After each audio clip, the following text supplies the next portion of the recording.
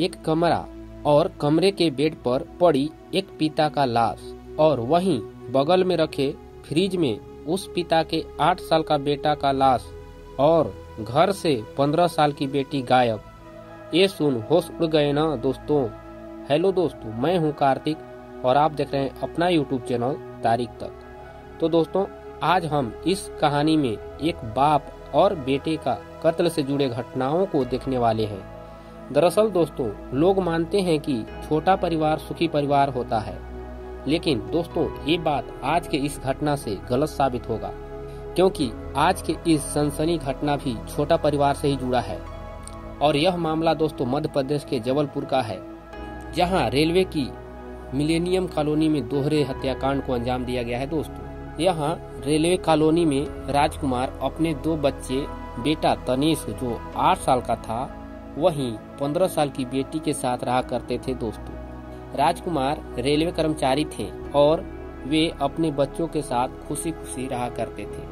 वहीं उनकी पत्नी का निधन 2023 में ही हो जाता है किसी बीमारी के वजह से।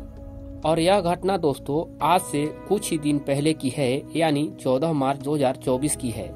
भोपाल में पढ़ रहे राजकुमार जी के भाई की बेटी पर एक वॉइस एसएमएस जाता है, जिसमें बोला जाता है कि पापा और बाबू को मुकुल ने मार दिया।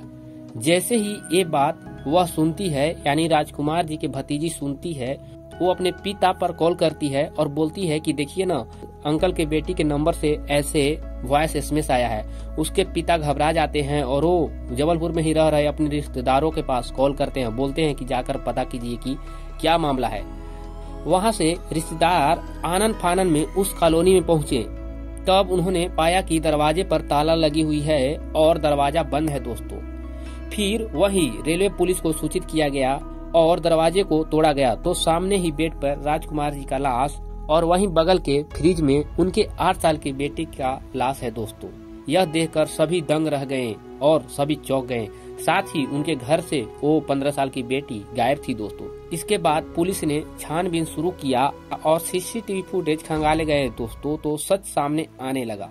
सीसीटीवी में साफ दिखा जा सकता है कि मुकुल जो उनके पड़ोस में ही रहता था, वो स्कूटी से उनके घर के आसपास काफी चक्कर लगाता है और फिर वहां से बाहर जाते हुए भी देखा जा सकता है। दोस्तों, कुछ देर बाद उनकी बेटी यानी राजकुमार जी की बेटी भी घर से बाहर जाती हुई दिखाई देती है। शहर के अनेकों चौक चौराहों पर लगा सीसीटीवी कैमरा एवं स्टेशन पर लगे हुए कैमरों को भी खंगालने की कोशिश किया गया। दोस्तों, उसमें भी देखा जा सकता है कि दोनों बाहर जा रहे हैं साथ में। तभी पुलिस को शक हुआ कि कहीं न कहीं इन दोनों का ही इस घटना के पीछे हाथ है। तो दोस्तों, अभी तक आपको ये समझ में नहीं आया होगा कि इस घटना को अंजाम किसने दिया। तो दोस्तों, जांच में सामने आया कि मुकुल और राजकुमार जी की बेटी का प्रेम प्रसंग था और यही प्रेम प्रसंग में आकर मुकुल और उनकी बेटी मिलकर हत्या कर देते हैं और दोनों वहां से फरार हो जाते हैं। दोस्तों, दरअसल 2023 में भी मुकुल 2-4 दिन के लिए उनकी बेटी को लेकर भाग गया था।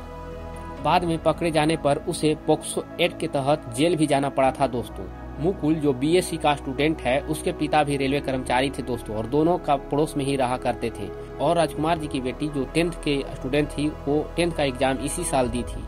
दोनों में लव अफेयर काफी पहले से थे, लेकिन राजकुमार जी इसके खिलाफ थे और उन्होंने उनकी बेटी को जो लेकर भागा था उसके खिलाफ उन्होंने केस किया था और उसी के आरोप में मुकुल को जेल जाना पड़ा था। बाद में वो जमानत पर बाहर आया और फिर उन दोनों का प्रेम प्रसंग अपने परवान चढ़ने लगे। दोस्तों, इसी प्रेम प्रसंग के वजह से दोस्तों दोनों ने एक साजिश रची और दोनों ने धारदार हथियार से अपने ही पिता का कत्ल कर देता है अपने बॉयफ्रेंड के साथ मिलकर।